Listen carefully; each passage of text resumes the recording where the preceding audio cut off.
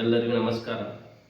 ಇವತ್ತು 7/11/2025 ಗುರ್ಲಾಪುರದಲ್ಲಿ ನಡೆಯುತ್ತಿರುವ ರೈತ ಹೋರಾಟದ ಬಗ್ಗೆ ಒಂದೆರಡು ಮಾತು.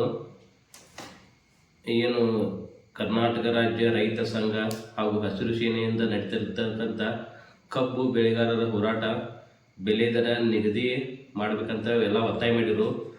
ಅದಕ್ಕೆ ಮನೆಯ ಸರ್ಕಾರ ಇವತ್ತು ಸಂಪುಟ ದರ್ಜೆಯ ಮೀಟಿಂಗ್ ತೆಗೆದುಕೊಂಡು ಮಾನ್ಯ ಮುಖ್ಯಮಂತ್ರಿಗಳಾದ CM ಸಿದ್ದರಾಮಯ್ಯ ಸಾಹೇಬರು ಎಲ್ಲ ಸಕ್ಕರೆ ಕಾರ್ಖಾನೆಗಳ ಜೊತೆಗೆ ಹಾಗೂ ಅವರ ಸಚಿವರ ಜೊತೆಗೆ ತಕ್ಷಣವೇ ಮೀಟಿಂಗ್ ತೆಗೆದುಕೊಂಡು ಒಂದು ರಿಸಲ್ಟನ್ನು ಹೊರಗೆ ಹಾಕಿದ್ದಾರೆ. ಅದು ರೈತರಿಗೆ ಮನಪೂರ್ವಕವಾಗಿ ಮೆಚ್ಚುವಂಥದ್ದು. ಯಾಕಂದರೆ ಸಕ್ಕರೆ ಕಾರ್ಖಾನೆ ಮಾಲೀಕರು 3,200 ರೂಪಾಯಿ ದರ ಘೋಷಣೆ ಮಾಡಿದರು. ಆದರೆ ರೈತರು ಯಾವುದೇ ಕಾರಣಕ್ಕೂ ಒಪ್ಪುತ್ತಿರಲಿಲ್ಲ. ಯಾಕಂದರೆ ರೈತರ ಬೇಡಿಕೆ 3,500 ಆಗಿತ್ತು. ಆದರೆ ಸಕ್ಕರೆ ಕಾರ್ಖಾನೆಯವರು ಆ ರೀತಿಯ ದರ ಕೊಡೋಕ್ಕಾಗಲ್ಲ ಅಂತ ಹೇಳಿದರು. ಅದಕ್ಕೆ ಸರ್ಕಾರ ಮಧ್ಯಸ್ಥಿಕೆ ವಹಿಸಿ ಮಾನ್ಯ ಸಕ್ಕರೆ ಸಚಿವರಾದಂಥ ಶಿವಾನಂದ ಪಾಟೀಲ್ ಸಾಹೇಬರು ನಿನ್ನೆ ದಿನ ಆಗಮಿಸಿದರು.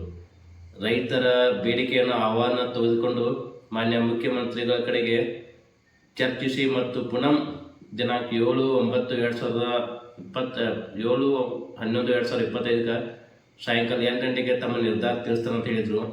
ಮಾನ್ಯ ಮುಖ್ಯಮಂತ್ರಿಗಳು ಎಲ್ಲ ಕ್ಯಾಬಿನೆಟ್ ದರ್ಜೆಯ ಸಚಿವರೊಂದಿಗೆ ಮಾತುಕತೆ ನಡೆಸಿ ಇವತ್ತು ತಮ್ಮ ನಿರ್ಧಾರವನ್ನು ತಿಳಿಸಿದ್ದಾರೆ.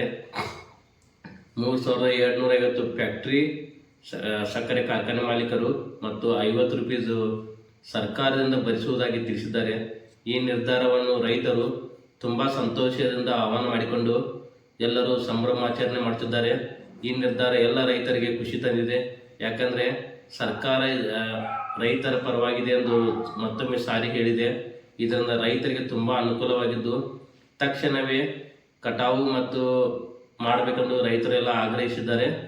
ಈ ನಿರ್ಧಾರದಿಂದ ರೈತರು ತುಂಬ ಸಂತೋಷಪಟ್ಟು ಮುಂದಿನ ದಿನಗಳಲ್ಲಿ ಇನ್ನಿತರ ಆಗಿರ್ತಕ್ಕಂಥ ಕಾಟ ಆಗಿರ್ಬೋದು, ರಿಕವರಿ ಆಗಿರ್ಬೋದು ಮತ್ತು ಬೇರೆ ಬೇರೆ ಸಂಬಂಧಪಟ್ಟ ಇಲಾಖೆಯೊಂದಿಗೆ ಚರ್ಚಿಸಿ ಮುಂದಿನ ನಿರ್ಧಾರ ತೆಗೆದುಕೊಳ್ತೀವಿ ಅಂತ ಸರ್ಕಾರ ಮನವಿ ಮಾಡಿದೆ. ಇದರಿಂದ ಸರ್ಕಾರ ತಮ್ಮ ಹೋರಾಟ ಕೈಬಿಡುವಂತೆ ಮನವಿ ಮಾಡಿದೆ.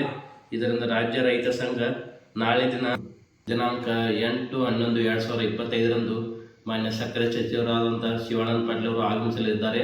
ಈ ನಿರ್ಧಾರವನ್ನು ಕರ್ನಾಟಕ ರಾಜ್ಯ ರೈತ ಸಂಘ ಹಾಗೂ ಹಸಿರು ಸೇನೆ ವತಿಯಿಂದ ನಾಳೆ ಘೋಷಣೆ ಮಾಡಲಿದ್ದಾರೆ.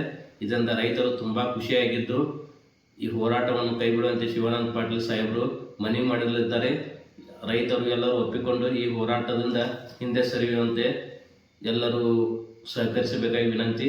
ಯಾಕಂದರೆ ಇದರಿಂದ ಎಲ್ಲ ಜನರಿಗೆ ಭಾಳ ತುಂಬ ತೊಂದರೆ ಆಗ್ತಿದೆ. ಎಲ್ಲರೂ ಈ ನಿರ್ಧಾರವನ್ನು ಒಪ್ಪಿಕೊಂಡು ಹೋರಾಟವನ್ನು ಕೈಬಿಡೋಣ.